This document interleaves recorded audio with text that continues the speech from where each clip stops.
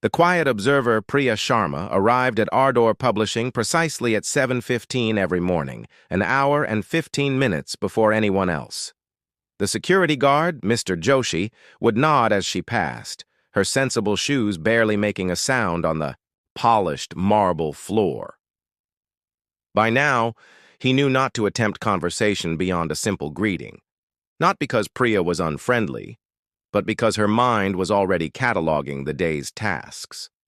The publishing house's library was Priya's domain, though. Technically, she was just an assistant librarian. For 3 years, she had maintained this haven of leather-bound manuscripts and digital archives with a devotion that went unnoticed by most. She moved between the shelves like a whisper, restoring order where careless hands had disrupted it, mending damaged pages with surgical precision. At 27, Priya's life had settled into comfortable predictability. Each evening, she returned to the small apartment she shared with her grandmother, whose arthritis had worsened over the past year. Between work and home care, Priya had little time for anything else. But she didn't mind. Books had always been better companions than people anyway. Vikram Malhotra, the 38-year-old founder of Ardor Publishing, rarely visited the library. His corner office on the top floor kept him physically and metaphorically above the daily operations. He had built the company from nothing 10 years ago, turning it into one of India's most prestigious literary publishers. Success had come at a cost: 2 failed relationships and a reputation for being brilliantly distant. On this particular Tuesday in September, however, Vikram found himself in the library at an unusual hour. A major literary prize announcement was coming, and he needed reference materials from previous years. He expected to find the library empty at 8 a.m.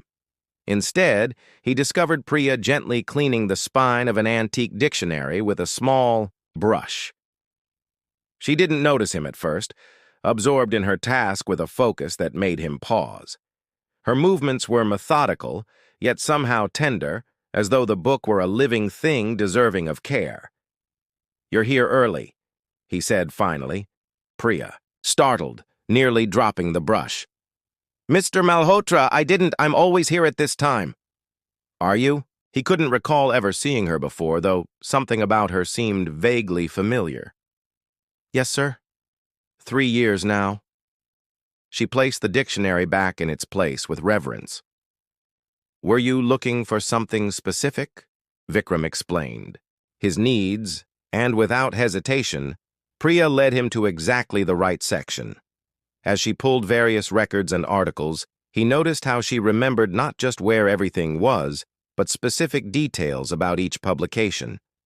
"The 2018 shortlist is particularly relevant," she said quietly, "since 2 of our current contenders share similar themes." Vikram raised an eyebrow. "You've read the manuscripts?" "I catalog all submissions. It's part of my job to read them." She hesitated, then added, "I keep notes on patterns I notice across years. It helps with organization." For the first time in months, Vikram felt genuine curiosity about someone on his staff. Before he could inquire further, his phone rang, another crisis demanding attention. As he turned to leave, he glanced back at Priya, who had already returned. To her work, seemingly forgotten his presence entirely. He wouldn't forget hers. Unexpected recognition. The quarterly review meeting dragged into its 3rd hour. Vikram suppressed a yawn as marketing presented their latest campaign for Ardor's spring releases. His mind wandered back to the library and the peculiar assistant he'd encountered earlier that week. Something about her dedication had stayed with him. "And finally," said Rohini, the marketing director, "we're struggling with positioning for the Varma manuscript. It crosses genres in a way that's challenging our usual strategies." Vikram frowned. Sanjay Varma's novel was precisely why Ardor existed, brilliant, but difficult to categorize. "We're not forcing it into a convenient box. The work deserves better." The room fell silent until a soft voice spoke from the doorway. "Excuse me?" Priya stood there, a stack of reference materials in her arms. I'm sorry to interrupt, but Mr. Joshi said these were urgently needed. As she distributed the materials, Vikram noticed how she avoided eye contact, efficiently completing her task to escape attention. Yet before she could leave, he called out, "Miss Sharma, isn't it?" She froze. "Yes, sir." "You've read the Varma manuscript?" Priya nodded hesitantly. "What did you think of it?" The room's focus shifted uncomfortably to her. Priya clutched her empty folder like a shield. "It reminded me of Tagore's later works," she said quietly, "but with contemporary parallels to Jhumpa Lahiri. It's about belonging nowhere and everywhere simultaneously." She paused. Perhaps the marketing challenge isn't about finding its category, but embracing its refusal to be categorized. That's its strength. Vikram leaned forward. "Elaborate." For a moment, Priya's innate shyness battled with her passion for literature. Passion 1. The protagonist's journey mirrors the reader's experience with the text, disorienting yet familiar. If the campaign acknowledged this intentional disorientation as the point, her voice grew steadier. What if we created a campaign around the question, what if the story you're reading is actually reading you? The silence that followed wasn't uncomfortable this time. It was contemplative. Rohini slowly smiled. "That's actually brilliant." Vikram dismissed the meeting soon after, but asked Priya to stay. When they were alone, he studied her with new interest. "How many manuscripts do you read each month?" "All of them, sir. It's my job, yes. But your observations aren't just cataloging. You understand the work." Priya shifted uncomfortably. "Books have always made more sense to me than people." Something in her tone resonated with Vikram. "Would you be willing to write reader reports? Officially, I mean. With compensation." Her eyes widened. "But I'm just a library assistant. And I'm just someone who recognizes talent when I see it." He paused. "Think about it." Over the following weeks, Priya's insightful reports began influencing acquisition decisions. She continued her library duties but now attended editorial meetings, speaking rarely but meaningfully when she did. Vikram found himself looking forward to her perspective, sometimes lingering afterward to discuss particular points. She remained a mystery to him in many ways, always arriving early, leaving precisely at 6, declining invitations to company events. Yet her work revealed a mind that matched his own in literary understanding while possessing something he'd lost: genuine wonder at the power of stories. One evening, working late, Vikram passed the library and found Priya carefully wrapping something in protective paper. "Another late night?" he asked. She jumped slightly. "Just preparing some rare editions for the humidity control room." She hesitated. "And gathering some medical reference books. Research for a novel?" "For my grandmother, actually.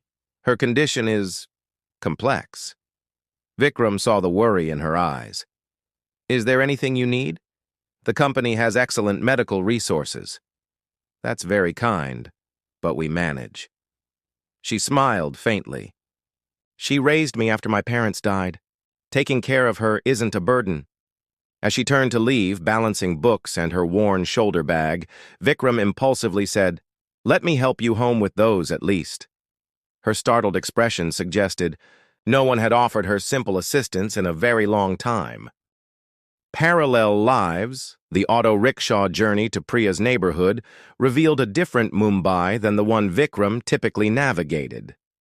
Narrow lanes replaced broad avenues, and modest apartment buildings stood where his world featured gleaming high-rises. Priya remained quiet beside him, occasionally giving directions to the driver. Her apartment building was clean but weathered, with peeling paint and flower pots brightening small balconies. She hesitated at the entrance. "Thank you for your help, Mr. Malhotra. I can manage from here." "Vikram," he corrected gently. "And I'd like to meet the grandmother who raised such an exceptional person." Something like panic flickered across her face. "Our home is very simple. I grew up in a 2-room flat in Pune," he said, Simplicity doesn't scare me. Her apartment was indeed modest, a small living room that doubled as a dining area, a kitchenette, and 2 doors leading presumably to bedrooms. But what struck Vikram wasn't its size, but how it mirrored Priya herself, meticulously organized, with bookshelves occupying every available wall. Fresh flowers sat in a simple vase beside a collection of framed photographs. "Priya, is that you?" called a frail voice. "Yes, Nani. I've brought the books, and a guest." Vikram met Mrs. Sharma, a tiny woman with intelligent eyes and gnarled hands. Despite her obvious pain, she insisted on serving tea, which Priya gently but firmly took over preparing. "So you're the publisher who finally noticed my granddaughter's brilliance," Mrs. Sharma said without preamble. Vikram smiled. "I'm afraid it took me embarrassingly long." "Men often miss what's right in front of them," she replied, making Priya blush furiously from the kitchen. Their conversation flowed naturally, centered initially on books but eventually wandering to Vikram's childhood and the struggles of building Ardor Publishing. When Mrs. Sharma tired, Priya helped her to bed, returning with an apologetic smile. "She doesn't get many visitors. She enjoyed your company." The feeling was mutual. Vikram paused by the family photographs. "Your parents?" Priya nodded. "They died in an accident when I was 8. Nani raised me alone. My father left when I was 12, Vikram found himself saying. My mother worked 3 jobs. Books were my escape. Mine too." Their eyes met in shared understanding. Outside, rain began to fall. Vikram helped Priya organize her grandmother's medications for the week, surprised at the complexity of the regimen. As the downpour intensified, Priya insisted he take her umbrella for the journey home. "It's my favorite," she admitted, "but you can return it tomorrow." The following morning, Vikram arrived at the office earlier than usual, umbrella in hand. He found Priya in her usual spot cataloging new arrivals. "I've been thinking," he said after returning her umbrella, "we should create a special imprint for literary works that defy categorization. The manuscripts you've identified share a quality that deserves its own home." Priya's eyes brightened. "Like Faber's poetry program, but for boundary-crossing prose?" "Exactly. And I'd like you to helm it." Her expression froze. "Me? But I'm not an editor." "You have the most important qualification. You see the potential in work others miss." He hesitated. "You could continue your library duties part-time if you prefer." I need to think about it," she stammered.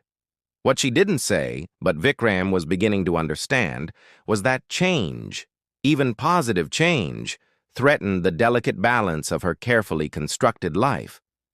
As he walked away, he wondered if he was offering this opportunity for Ardor's benefit, or because something in him needed to see Priya step into the light she deserved.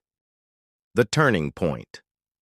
The launch party for Ardor's fall catalog transformed the office's main floor into an elegant gathering space.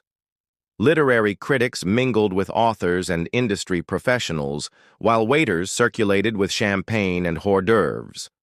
Vikram moved through the crowd with practiced ease, though few noticed how his gaze frequently drifted toward the library's closed door.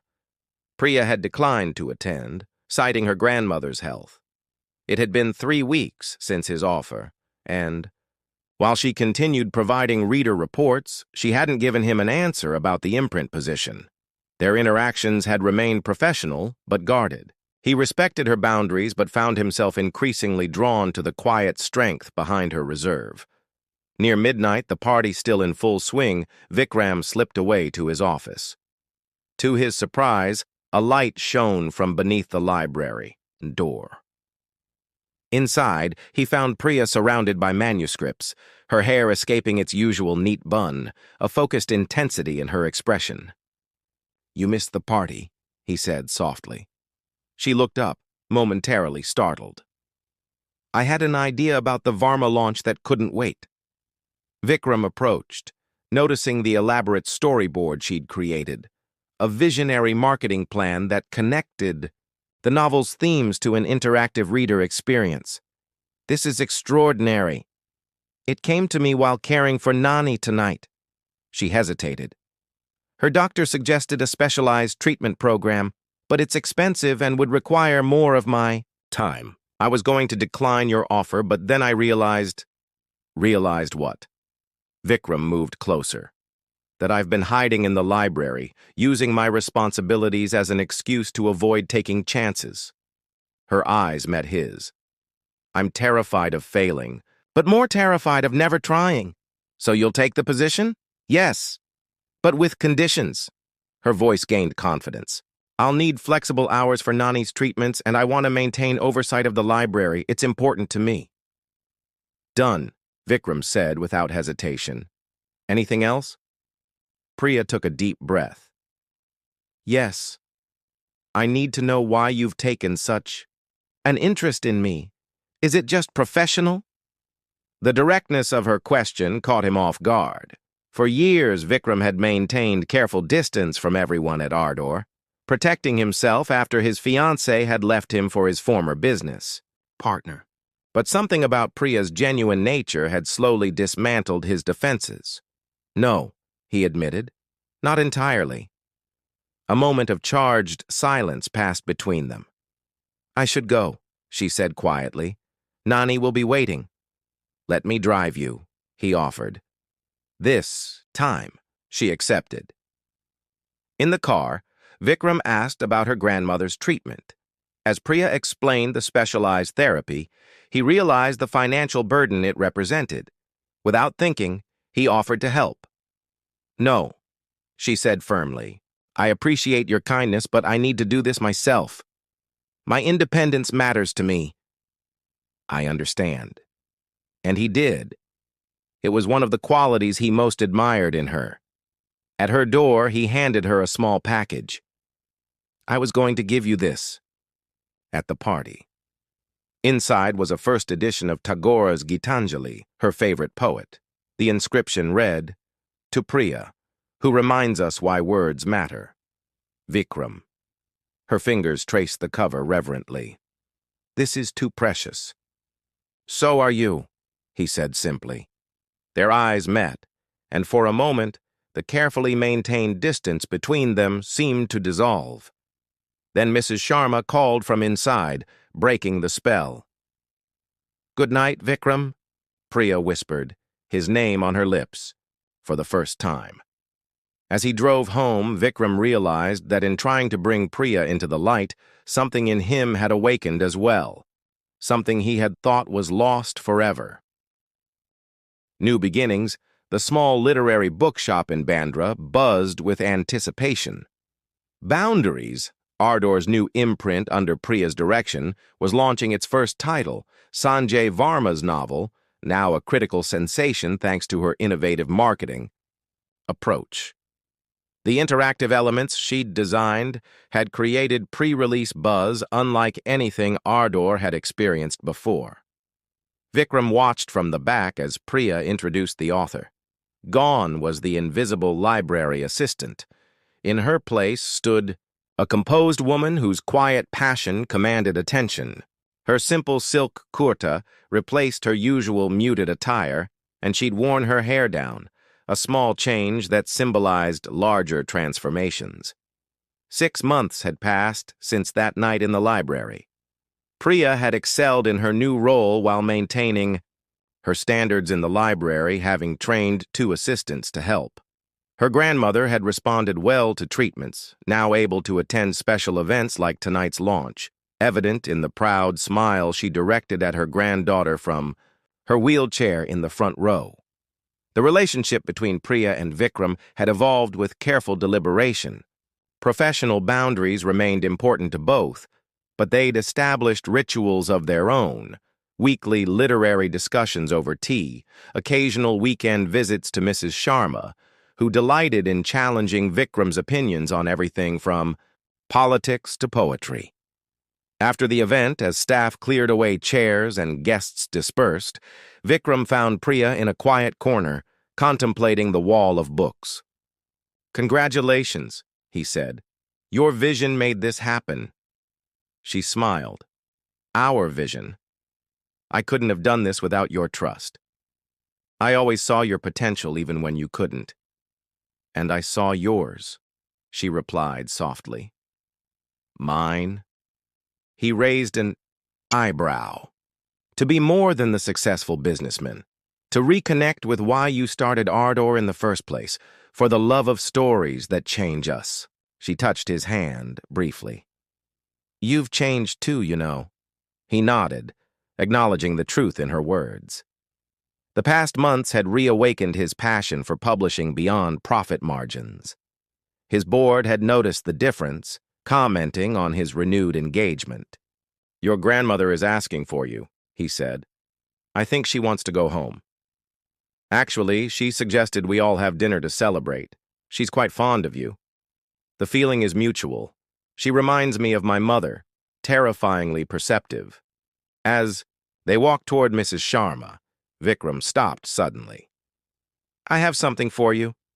A launch gift. He handed her a small envelope. Inside was a key. What's this? She asked. The library at Ardor is being expanded. That's the key to the rare books room. I've established a preservation fund in your grandmother's name. Priya's eyes widened.